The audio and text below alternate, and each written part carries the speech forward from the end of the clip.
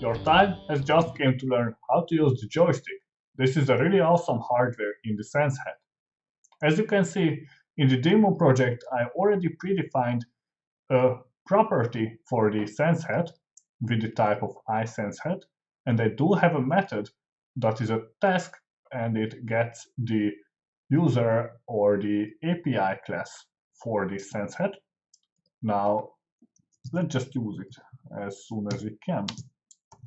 This is equal to get SenseHat async, and I also need to use the await keyword for it.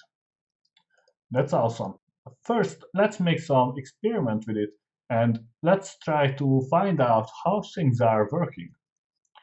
I need to define an infinite loop that is going to always run and check if I pressed the buttons upside or down, left or right, or if I pressed or I pushed this little joystick, and it will need 2 milliseconds to be roundabout lifetime or make a good response rate.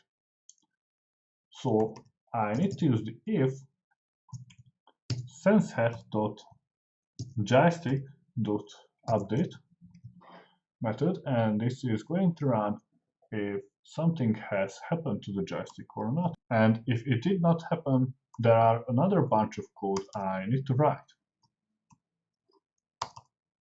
For example, I need to delay with 1 millisecond. I will still use the task.delay. I think you are already familiar with that. And the wait method. Now I need to check what happened to my joystick. We can also use the if statement here, and I need to find the SenseHat.joystick.left key. I'm going to begin with the left side. And if it was pressed, I need to refer on this key state.pressed enumerable function that is going to be pretty good and do stuff if I pressed it.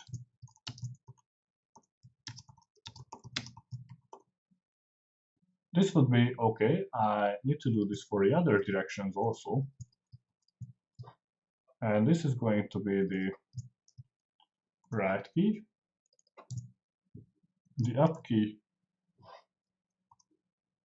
and the down key.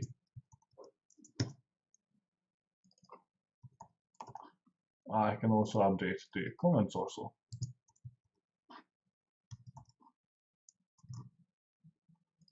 And on the down. That looks pretty good for now. For first, let's just check if we are right. I can use the system's diagnostics namespace, and the debug class has a method called WriteLine, and I can print any messages to the output, so I can see it's pressed on the left. Basically, I will do the same for the every side to check if my solution is correct or not.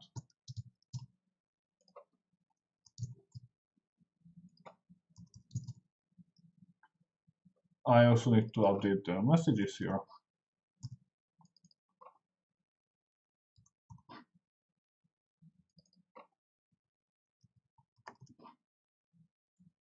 Okay, it's done. Now let's run the code on the remote machine and see what it does for us. Now you can see my output window as I keep pressing the joystick upside, upside, down, down, and left or right. It writes to the console which direction I pressed. It looks like I need to update my grammatic software, so I'm going to correct the down here.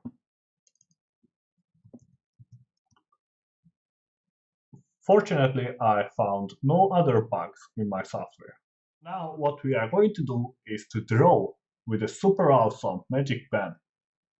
For this, let's create a comment.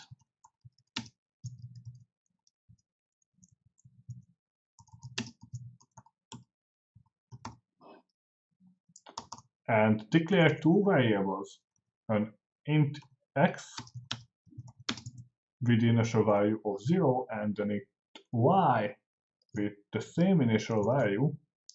These variables are going to help us to determine where our pen is currently, and we are going to use this pen to draw on the LED matrix. This is going to be really easy. For example, in this case, if I keep pressing on the left side, I need to increment the x value. For this would be enough, but imagine that we reach the end of the LED matrix and I want to write the value 8, and it's going to look for the LED with the number 8 or a number 9, but it won't going to find it because we have only 8 LEDs, so we must do something with it. So what I'm going to do is to assign the x value of x plus 1. This doesn't make a difference yet. And now I'm looking for the remainder if I divide it by 8. That's going to be much better. Okay, I need to do the same if I press the up key, just in case of the variable y. So let's add 1 to y and find the remainder with 8.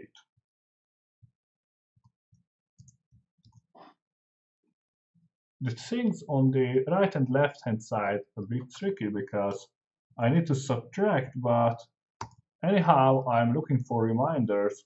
It's going to find a minus variable. Of course I don't have any LED with the -1 number.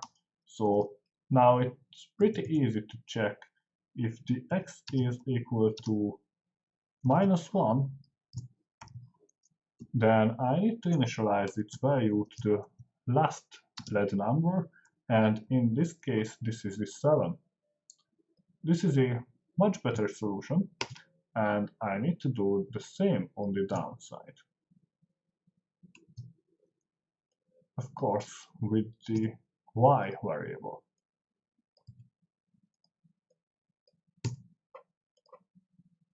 Now we took care of the things that happen after we press the side up, down, left and right. We need to present the pixels on the screen. For this we are going to still use the SenseHat and refer on the display's screen property and access it as a matrix and refer on the x and y variables. It's really easy. And now I'm going to use the colors.red. Every pixel is going to be red that we draw.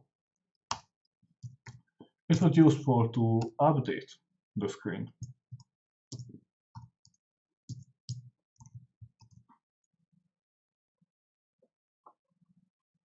Now I also need to clear the screen because it's going to present everything what stayed there before, and I don't want to see anything basically that happened before I ran this code.